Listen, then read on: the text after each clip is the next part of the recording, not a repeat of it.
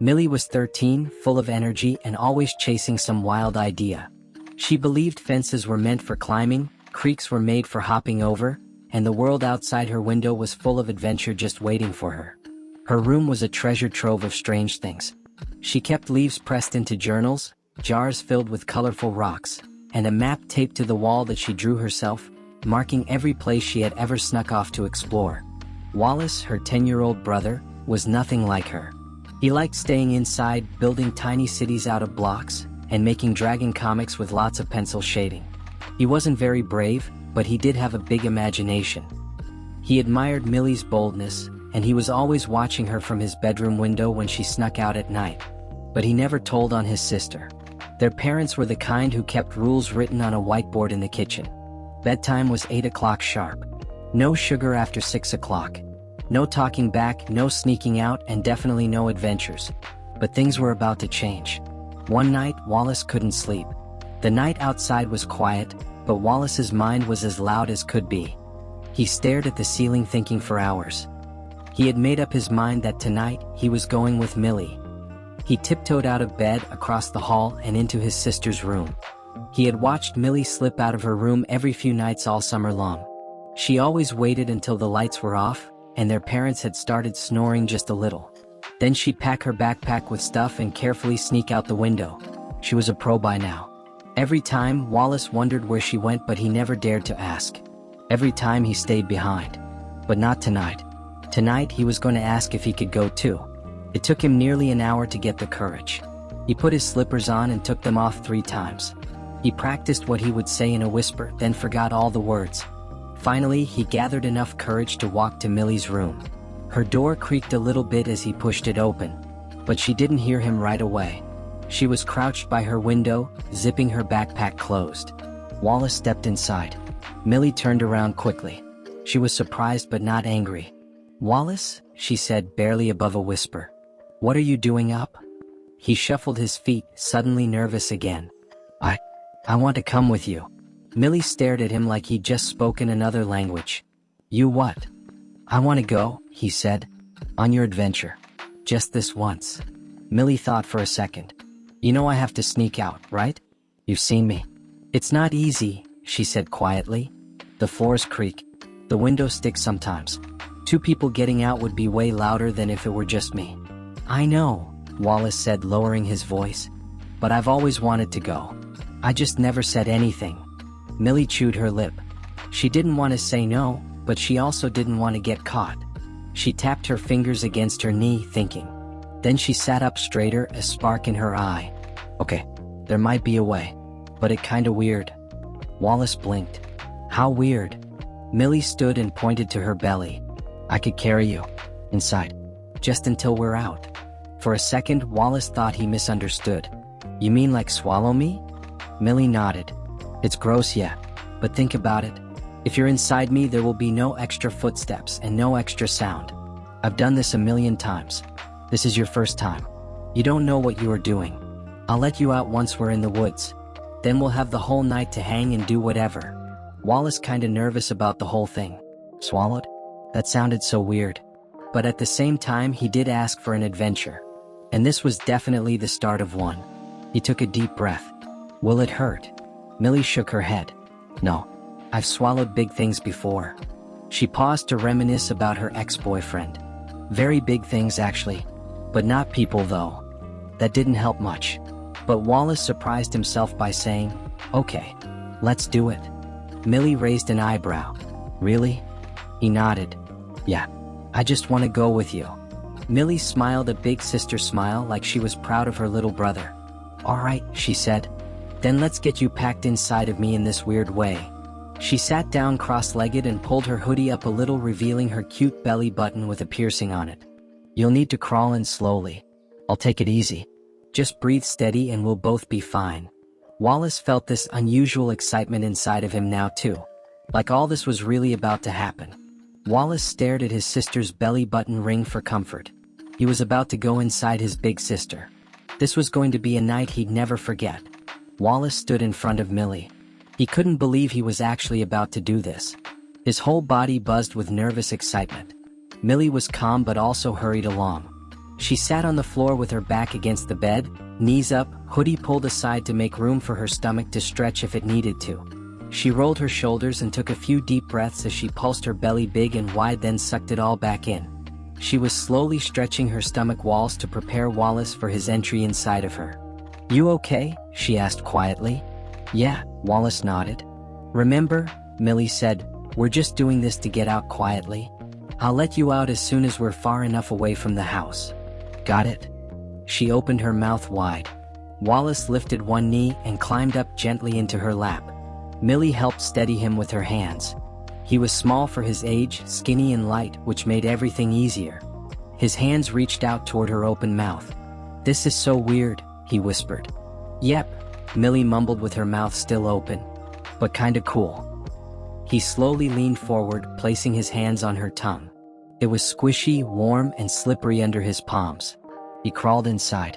His shoulders slid in next, followed by his chest. Millie held his hips gently and gave a soft gulp to encourage him to keep going. The muscles of her throat twitched, pulling him a little deeper. But nothing happened. She swallowed again, but harder this time. Still nothing. Wallace only slid back a little. "Ugh," Millie muttered, sitting back. "You're too big. Or maybe I need to stretch more. I dunno." Wallace wiped his hands on his pajama pants. "Well, now what?" Millie scratched her head, then paused. Her eyes flicked to the side. "Wait, what if we used another way inside of me?" Wallace tilted his head. "Like what?" "Like between your legs." "Oh my God. You know," she said quickly. "Gross." "Your?" "My ear," she said, her eyes lighting up. "That might work." Wallace blinked. "Your ear?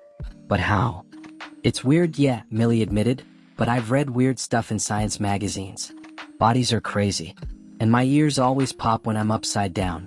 Maybe it's connected more than we think." Wallace couldn't argue with that logic. It was weird logic, but kinda smart too. "Okay," he said after a pause. "Let's try it." Millie laid down on her side with her long hair pulled back. Her ear faced up toward the ceiling, and the inside looked dark and twisty. "Just go slow," she said. "It's probably tight." Wallace tried to not let his mind wander to other areas of her body as he chuckled at a short, "That's what she said," thought that passed his mind. Wallace climbed onto her pillow and knelt beside her ear. He placed one hand on the outer edge and peered inside. There was a little breeze, like the air was being pulled inward. The sound inside was a mix of tiny crackles and soft hums, almost like wind through a tunnel. He reached one foot in. The air around his foot pulled him in slightly. Then it pulled on Wallace's other foot. He began to slide. Millie gasped quietly as Wallace's legs disappeared into her ear canal. It tickled her so much she had to try to stay quiet and not to laugh. She really didn't want to wake up her parents tonight. Imagine if they walked in on her brother crawling inside her ear canal. She would be grounded for the rest of the year. Millie could feel a strange ticklish feeling dancing along her jaw and into her head. Wallace giggled at her earwax as his body glided deeper inside of his sister. The ear tunnel was smooth, snug, and kind of slimy. He wriggled a bit as he went farther in. He could hear Millie's heartbeat thudding through the walls. He passed strange ear places like tiny tubes and odd little chambers until finally the tunnel opened up.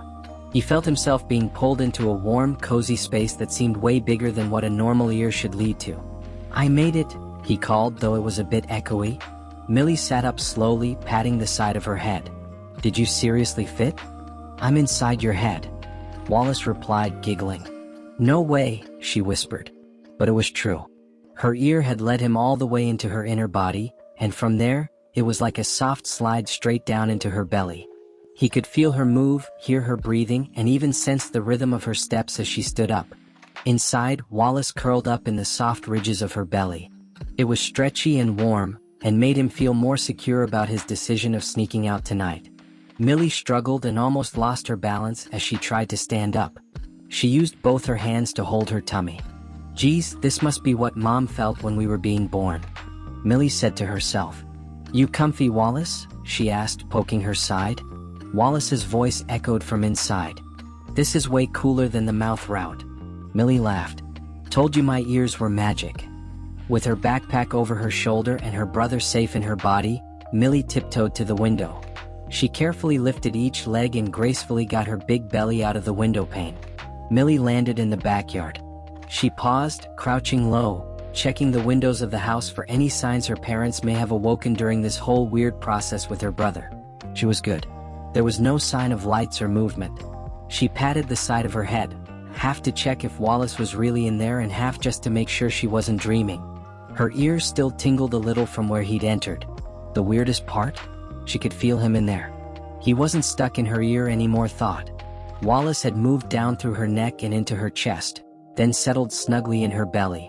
She could tell he was there because she didn't eat dinner that night, but she definitely did not feel hungry anymore with Wallace occupying her whole stomach. Millie smiled to herself and took off across the backyard. She moved as quickly as she could, but quietly at the same time. She was a pro, but this time she had extra weight to account for. This wasn't her first time sneaking out, but it was definitely the first time she'd done it with her brother curled up inside her body. The trees behind their house led into a long trail. It wound through a patch of woods with twisting roots, creaky branches, and tall ferns that brushed against her legs as she passed. She kept her flashlight off to stay hidden. The moonlight was bright enough. "Millie," Wallace quietly cried out, "your insides are squishy." But in a good way. Millie giggled. "Glad you're enjoying the ride." The path sloped downward toward one of her favorite secret spots. It had a tiny creek, a stone bridge, and a crooked old tree with carvings in the bark. That was her plan.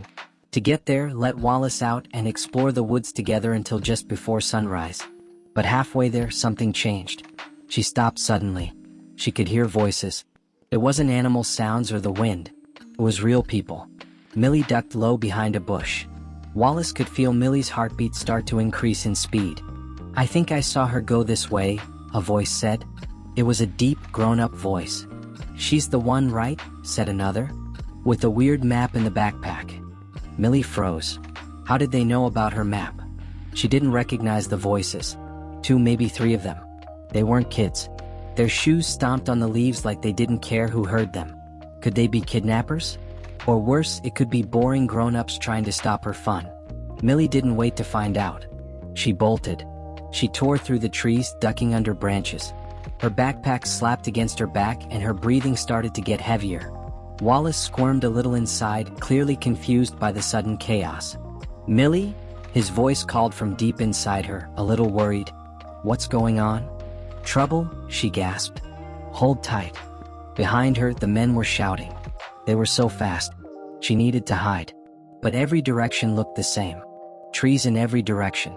Her belly jiggled with each step as Wallace bounced around inside of her. She tripped on a rock and fell hard. "Oof!" she groaned, hands catching the dirt. The voices were closer now. She could see their flashlight beams through the trees. One was red. One was green. Both of the lights were crisscrossing between the trees as the kidnappers looked for her. Suddenly, Millie gasped. A strange bubbling feeling pushed up through her belly. Wallace was doing something. Inside her, he was pressing and wiggling and moving around with purpose. Then, all at once, a sharp pressure pushed up her chest and into her throat. Millie clutched her neck as a weird burping cough escaped. A glowing ball of blue light shot from her mouth. It was a bright, blinding light like a little firework, and it zipped into the sky. The overwhelmingly bright flash blinded the men, making them stop. One of them shouted, "What was that?" The men turned and ran in the wrong direction. Millie blinked. "Wallace, what was that?" Inside, her brother sounded dizzy but proud of what he did. "I don't know. I just pushed something really hard. I think it was part of your ear stuff. Or maybe your brain spark." Millie just laughed, half in shock, half in relief. "You little genius. You saved us." She scrambled to her feet and took off again, faster this time. The danger was gone for now, but her heart was still racing. After a few more minutes, the trees thinned out, and the moonlight was shining in the direction of the stone bridge and the quiet stream of water nearby. She stopped under the big tree, breathing hard, trying to catch her breath. They were safe now.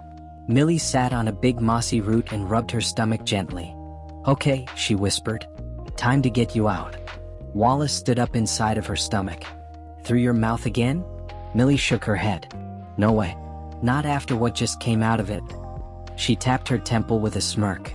"We're using the ear route in reverse." Wallace had been tucked inside for what felt like forever.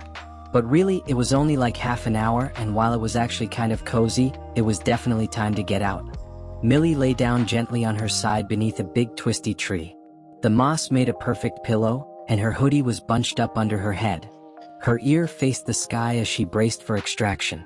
Wallace pushed himself upward.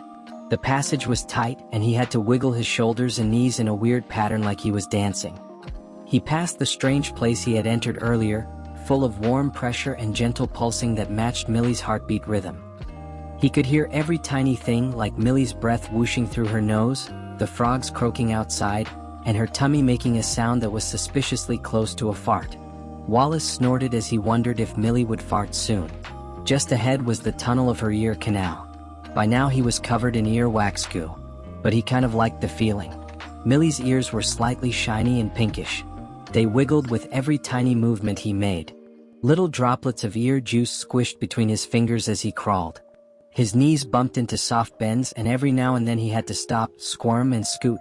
Millie's ear was twitching almost the whole time Wallace was trying to get out. It tickled her so badly. She scrunched up her nose and tried really hard not to laugh. Having someone climbing out of your ear was not a soothing feeling. Her eyes watered. Her fingers dug into the grass. She felt like she needed to sneeze at some points during Wallace's journey out of her. But she didn't move. Wallace grunted as he made the final push. His fingers poked through the last bend of the ear canal and into the cool night air. He gasped. Freedom. One hand popped out. Then the other. Then a very sweaty, very relieved Wallace squirmed out of the opening, covered in gooey earwax, and landed face first on Millie's pillow hoodie. His hair was sticking in all directions. His pajamas were soaked with ear goo. He definitely had a weird smell to him too. But he grinned a really big smile. Millie sat up slowly, rubbing the side of her head. Her ear felt fuzzy and weird and strangely empty now. Wallace rolled over onto his back and let out a big, proud sigh. Then rolled back and forth on the soft, damp grass to get all the earwax off of his body. Wallace then laid flat on the soft hoodie under the twisty tree, arms stretched out like he was making a snow angel in the grass. His face was all pink and sweaty, and his eyes were starting to droop. "I feel really tired now," he mumbled, blinking up at the stars. "Climbing out of your ear took all my energy." Millie smiled and flopped down beside him, her messy hair sticking to her face. "Yeah, I bet it did," she said, brushing a leaf off his shoulder. "That's enough adventure for tonight." She looked up at the moon, then back at her brother. "Thanks for saving me back there. If you hadn't glowed like a weird belly flashlight, I'd be trapped with a creepy kidnapper dude or something." Wallace shrugged. "Does that mean I can come with you next time you sneak out of the house again?" They both laughed as Millie winked at Wallace. Then Millie stood up, stretched her arms, and pulled Wallace up by his hands. "Come on, little bro. Let's get you back in bed." They snuck back through the woods. Wallace rode piggyback this time. He was way too tired to walk, and Millie tiptoed through the backyard, climbed onto the porch, and wiggled the window open. Inside the house was all dark and still. Their parents didn't notice a thing. They made it back. But Millie still needed to get Wallace back into the house quietly. "Wanna try the mouth route again?" she whispered. Wallace yawned. "I guess. As long as it's not the butt route." "EW. Never?" she whispered back as Millie clenched her butt cheeks a little bit in disgust. Wallace scrunched up and slid in feet first into his big sister's mouth. It was kind of tight and warm, but much looser this time with all the panting his older sister did in the woods. Her mouth loosened up a lot. His knees tucked up as Millie tilted her head back. Wallace entered Millie's mouth quietly. She quietly snuck back inside the house and up the stairs to Wallace's room. Then, when they reached his room, she shut the door quietly. Millie leaned over his bed, puffed out her cheeks like a balloon, and started slowly letting Wallace out. First came his toes, wiggling out between her lips. Then his legs, then his belly, all wiggly and slippery. "Gross," he said, laughing. "You bet it was gross. You taste like my earwax." Millie gagged. "I didn't know my ears were that dirty." Then all of a sudden the bedroom light turned on. Both kids froze. Their parents stood in the doorway, half awake with confused faces. Mom blinked.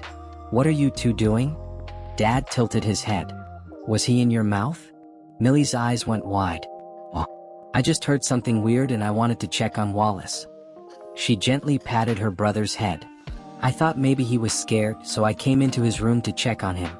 Wallace was still covered in his sister's spit. I was scared and having night sweats, but she made me feel safe. She's the best sister ever. He yawned a big tired yawn. And now I am ready to get back to sleep. The parents looked at each other, then at the two messy, tired kids. Then Mom smiled a little and turned off the light. Okay, get some sleep you too. The door clicked shut. Millie flopped onto the floor next to Wallace's bed. Wallace pulled the blanket over his head, then peeked out and whispered, "That was the weirdest night of my life." Millie grinned. Same. And as the stars twinkled outside the window, and the last gurgles of Millie's belly settled down, the brother and sister both drifted off to sleep.